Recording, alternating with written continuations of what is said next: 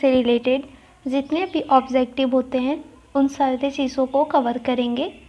तो चलिए स्टार्ट करते हैं, देखते हैं पहला क्वेश्चन क्या दिया हुआ है।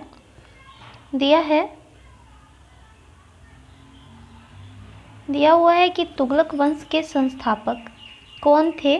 तो गयासुद्दीन तुगलक। तुगलक वंश की स्थापना कब हुई थी? तो 8 दिसंबर 1320 ईस्वी को तुगलक वंश की स्थापना हुई थी। गयासुद्दीन तुगलक का वास्तविक नाम क्या था? तो गाजी मलिक या गाजी तुगलक। गयासुद्दीन तुगलक ने कितने बार मंगोल आक्रमण को विफल किया? 29 बार। दिल्ली के निकट तुगलकवाद के किले का निर्माण किसने करवाया था? गयासुद्दीन तुगलक ने। नेक्स्ट दिया हुआ है, दिल्ली सल्तनत में पहली बार सिंचाई के लिए कुएं तथा नहरों का निर्माण किसने करवाया था? तो गयासुद्दीन तुगलक ने इसने स्टार्टिंग करवाई थी। गयासुद्दीन तुगलक की मृत्यु कैसे हुई थी? तो लकड़ी के महल का धराशायी होने से उसकी मृत्यु हो गई। अफगानपुर के लकड़ी के महल को किसने निर्माण करवाया था? तो गयासुद्दीन तुगलक के पुत्र जो थे जौना खान के द्वारा अफगानपुर के लकड़ी का महल का निर्माण करवाया गया था। गयासुद्दीन तुगलक के मृत्यु के बाद दिल्ली की गद्दी पर कौन बैठा? तो मोहम्मद बिन तुगलक बैठा। नेक्स्ट है, मोहम्मद बिन तुगलक का वास्तविक नाम क्या था? तो जौना खान। ध्यान दीजिएगा, वो जो लकड़ी का महल था उसमें ऑप्शन में मोहम्मद बिन तुगलक या जौना खान भी रह सकता है। दिल्ली सल्तनत के सभी सुल्तानों को में सर्वाधिक शिक्षित विद्वान योग्य कौन था? देखिएगा, सबसे विद्वान मोहम्मद बिन तुगलक था, लेकिन इसकी एक भी वैसी जो भी इसने स्टार्टिंग करी थी योजना, इसकी एक भी सफल नहीं हुई। नेक्स्ट है, मोहम्मद बिन तुगलक के शिक्षक कौन थे? तो मौलाना गयासुद्दीन थे। मोहम्मद बिन तुगलक ने अपने चचेरे भाई फिरोज तुगलक को कौन सा पद प्रदान किया था? तो नायाब बारबक का। मोहम्मद बिन तुगलक का साम्राज्य कितने प्रांतों में बटा था?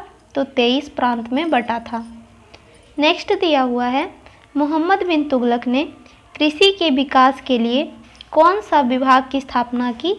तो दीवाने कोही। ऐसे दे सकता है कि दीवाने कोही विभाग की स्थापना किसके द्वारा की गई थी और या किससे संबंधित था? तो मोहम्मद बिन तुगलक के द्वारा की गई थी और कृषि से संबंधित था। नेक्स्ट दिया हुआ है, मोहम्मद बिन तुगलक ने दिल्ली से राजधानी बदलकर कहाँ ले गया था? तो दिल्ली से देवगिरी स्थानांतरित किया।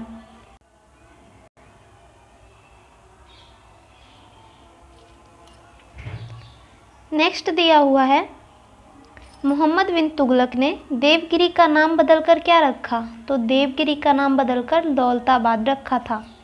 मोहम्मद बिन तुगलक ने पुनः दौलताबाद से राजधानी बदलकर दिल्ली कब स्थापित किया? तो पहले तो दिल्ली से दौलताबाद की, फिर दौलताबाद से दिल्ली किया 1335 ईस्वी में। किस योजना के तहत मोहम्मद बिन तुगलक ने सांकेतिक सिक्कों का प्रचलन करवाया था? तो तृतीय योजना।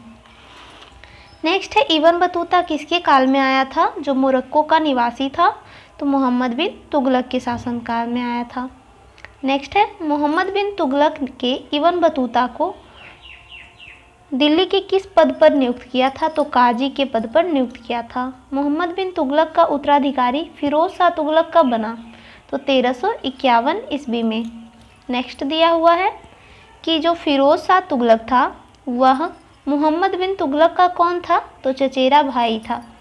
उड़ीसा में पुरी के जगन्नाथ मंदिर को किसने ध्वस्त करवाया? फिरोज शाह तुगलक। इसने बहुत सारे मंदिरों को ध्वस्त करवाया था।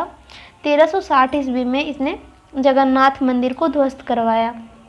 नगरकोट के प्रसिद्ध ज्वालामुखी मंदिर को किसने ध्वस्त कराया? तो फिरोज शाह तुगलक ने 60 में जगन्नाथ मंदिर और 61 में ज्वालामुखी मंदिर को ध्वस्त करवाया। 24 कष्टदायक करों को किसने समाप्त कर दिया? तो फिरोज शाह तुगलक ने 24 करों को समाप्त किया था। देखिए नेक्स्ट है कि फिरोज शाह तुगलक ने केवल 4 प्रकार का कर लेता था। वो कौन कौन से थे? तो खराज, खुम्स, जजिया, ज़कात।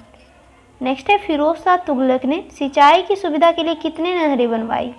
तो नहर जो था वो 5 बनवाया। फिरोज शाह तुगलक ने कितने बाग लगाए? तो लगभग 1200 बाग उसने लगवाए थे। फिरोज़ाबाद, हिसार, फतेहाबाद, जौनपुर, फिरोजपुर, ये सारे नगर का निर्माण जो है फिरोज शाह तुगलक के द्वारा करवाया गया था।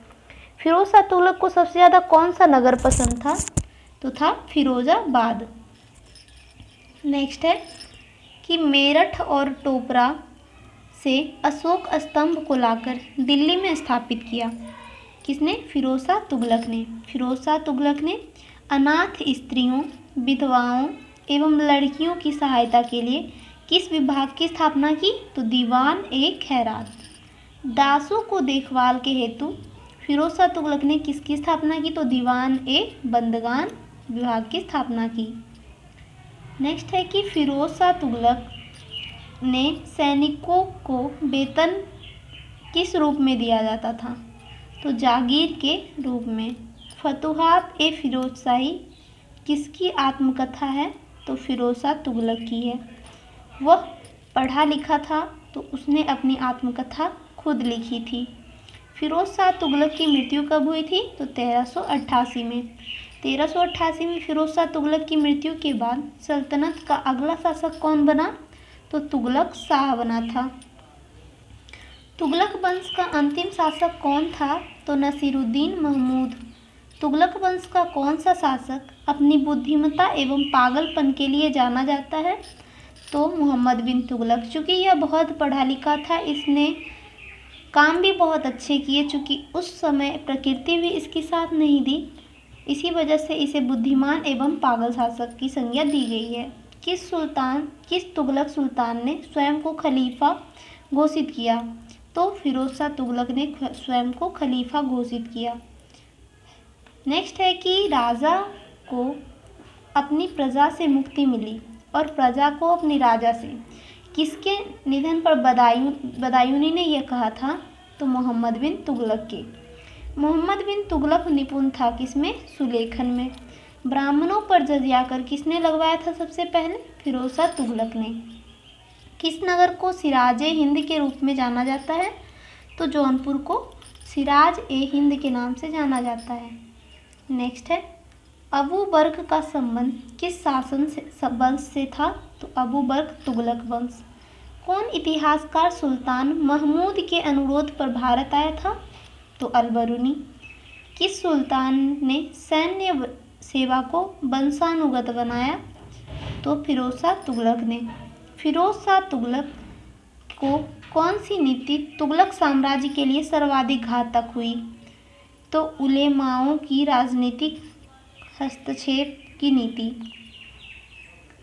नेक्स्ट है अद्धा एवं विक नामक 2 सिक्के चलाने का श्रेय किसे जाता है? तो फिरोज शाह तुगलक को।